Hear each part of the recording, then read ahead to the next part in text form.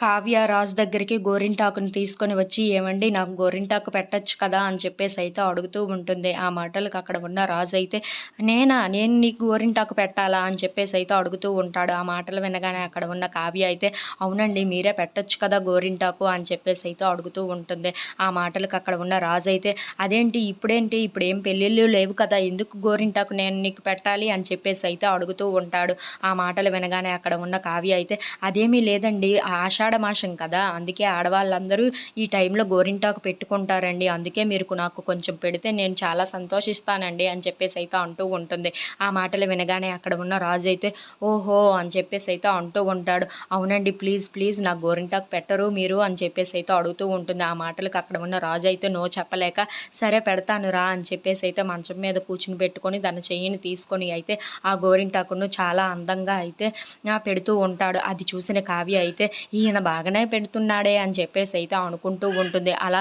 రాజు అయితే తన చేతికి గోరింటాకుని పెడుతూ ఉంటాడు. అక్కడ ఉన్న కావ్య అయితే రాజుని అలా చూస్తూ ఉండిపోతుంది. ఈయనకి నా మీద ప్రేమ ఉంది. కానీ బయటపడరు. ఎప్పుడూ బయటపడరు. ఎందుకో ఏమో అని చెప్పేసైతే తనను అలా చూస్తూ ఉండిపోతుంది. ఇంతలో అక్కడ ఉన్న రాజు అయితే, "హే! ఏంటి అలా చూస్తున్నావు? నేను నీకు గోరింటాకు పెడుతున్నాను. దానిని చూడు" అని చెప్పేసైతే అంటూ ఉంటాడు. ఆ మాటలకి అక్కడ ఉన్న కావ్య అయితే, "సరే, సరే అండి" అని చెప్పేసైతే అంటూ ఉంటుంది. If you like this video please like, share and subscribe.